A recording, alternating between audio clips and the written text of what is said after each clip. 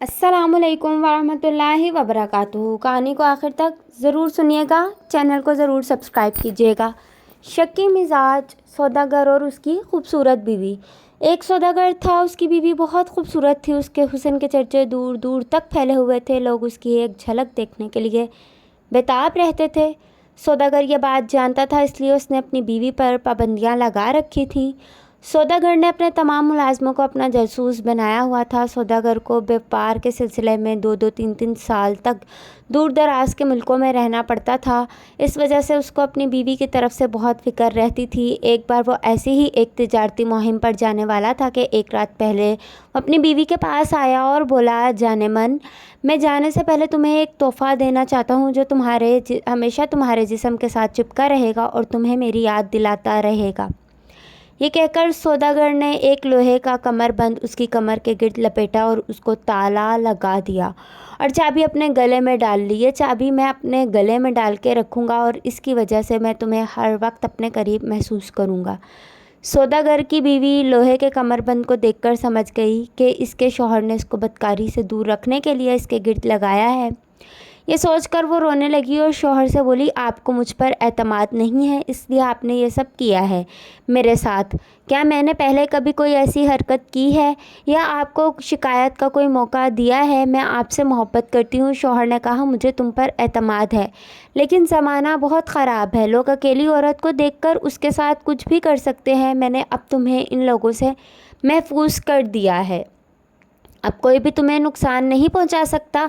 सौदागर तो चला गया, लेकिन उसकी बीवी सख्त तकलीफ़ में थी, जिस्मानी भी और जहनी भी। कमरबंद की वजह से वो ख़ुद को एक कैदी समझने लगी थी और वो सोचती कि मैं कोई इसकी ग़ुलाम तो नहीं हूँ जिसने मेरे साथ ऐसा सलूक किया, और ये सब उसकी बेपनाह हुस्न की वजह से था।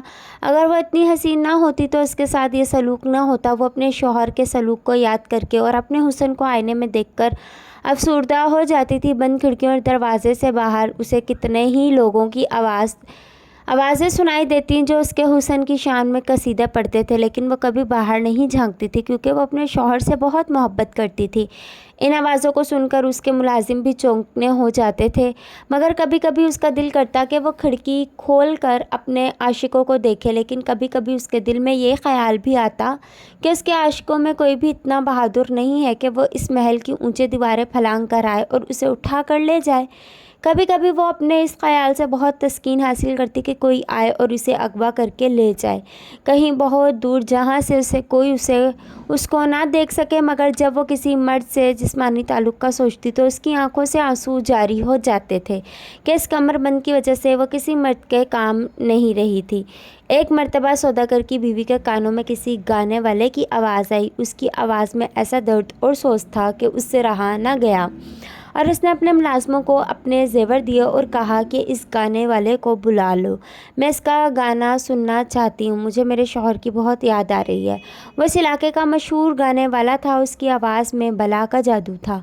लोग उसकी आवाज़ सुनकर वजद में आने लगते थे, लेकिन यह भी सच था कि वो इसका आशिक था और इस तरह बुलाए जाने पर उसको यकीन नहीं हो रहा था कि उसकी महबूबा उसके सामने है। उसने पूछा, ए हसीना आलम, मैं आपकी कौन सी खिदमत सर अंजाम दे सकता हूँ?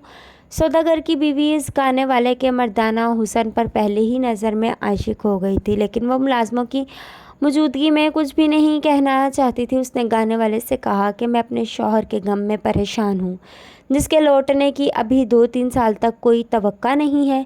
तो मुझे कोई ऐसी गज़ल सुनाओ जिससे मेरे दिल को तसल्ली मिले। उसने उसको एक बहुत ही दर्द भरी पुरसोज आवाज़ में गज़ल सुनाई, जिसको सुनकर वो बेहद मुतमईन हो गई थी। इस गज़ल में गाने वाले ने अपने दिल की बात भी उसको बता दी थी। अलगर्ज अब वो रोज़ ही उस सौदागर के घर आने लगा था। अब मुलाजमों को भी तसल्ली हो गई थी कि वो अपने शौहर की ही वफ़ादार है। एक दिन सौदागर की बीवी ने उससे पूछा कि आपके आवाज़ में इस कदर सोच क्यों है? क्या तुम किसी से मोहब्बत करते हो? गाने वाले ने कहा, मेरे वालिदैन बचपन में ही वफ़ात पा गए थे और मैं जब से ही इधर उधर घूम फिर के गाने गाता हूँ। मुझे मौसीकी से दिली रग़बत है। मैंने बेशुमार औरतें देखी हैं, मगर मैं कभी किसी के इश्क में मुब्तला नहीं हुआ। मगर ये सच है कि तुम्हें देखने से पहले ही तुम्हारा ज़िक्र सुन सुनकर मेरे दिल में तुम्हारी चाहत पैदा हो गई थी। अभी वो अपने दिल की बात पूरी भी ना कर सका था कि सौदागर की बीवी ने उसे वहीं रोक दिया। اس نے کہا کہ میں تمہارے جذبات سمجھ سکتی ہوں، مگر میں اپنے شوہر کی پاک دامن بیوی ہوں، میں اس سے زیادہ کچھ نہیں کہہ سکتی کہ تم کبھی کبھی یہاں آ جایا کرو۔ تمہارے گانے سے میرے شوہر کی یاد تازہ رہتی ہے۔ ایک دن وہ تنہائی میں اس کے ساتھ بیٹھا تھا کہ اپنے دل کی بات کر کے وہ زاروں زار رویا تھا۔ کئی بار ایسا ہوا تھا کہ وہ دونوں اپنے جذبات میں بہت کچھ کر جانے کے خواہش مند ہوتے، مگر سوداگر کی بیوی اپنے کمر کے گرد لگے اس تالے کی وجہ سے اسے اپنے جسم کے قریب نہ آنے دیتی تھی۔ پھر ایک دن وہ دونوں جذبات کی روح میں اس حد تک بہہ گئے کہ سوداگر کی بیوی نے بھی اس سے اپنے دل کی بات کہہ دی، اور ساتھ ہی اس نے اپنے کمر سے لگے اس تالے کا بھی ذکر کر دیا، جس کو سن کر گانے والے کو بہت غصہ آیا۔ اس کا بس چل رہا تھا کہ وہ کس طرح اس کو آزاد کرائے۔ اس نے سوداگر کی بیوی کو کئی طریقے بتائے جس سے وہ کمر بند سے آزاد ہو سکتی تھی، مگر اس نے اس کی ایک بات نہیں مانی، جس سے وہ گانے والا بہت غمزدہ ہوا اور پھر وہ کئی مہینے اس سے ملنے نہیں آیا۔ پھر ایک دن وہ اچانک آیا تو اس کے ہاتھ میں ایک جڑی بوٹی تھی۔ اس نے بتایا کہ مجھے یہ بڑی دور سے لانی پڑی ہے، تم اس کو روزانہ کھاؤ گی تو تمہاری کمر پتلی ہو جائے گی اور یہ کمر بند کھل جائے گا۔ سوداگر کی بیوی نے وہ کھانا شروع کر دی۔ ایک دن وہ تالاب کے کنارے ٹہل رہے تھے کہ لوہے کا کمر بند اس کی کمر سے گر کر نیچے آ گیا۔ وہ دیکھ کر بہت خوش ہوئی اور اپنے پاؤں سے اسے ٹھوکر مار کر پھینک دیا۔ ابھی وہ خوش ہو ہی رہی تھی کہ باہر سے کسی کے آنے کی اطلاع ملی۔ اس نے اس آدمی کو بلوا بھیجا۔ اس نے آتے ہی کہا، یہ سرے صندوق ہیرے جواہرات سے بھرے ہوئے ہیں، آپ کے شوہر نے ان کو آپ کو دینے کے لیے کہا تھا۔ آپ کے شوہر کو ایک سانپ نے کاٹ لیا تھا، ان کا انتقال ہو چکا ہے۔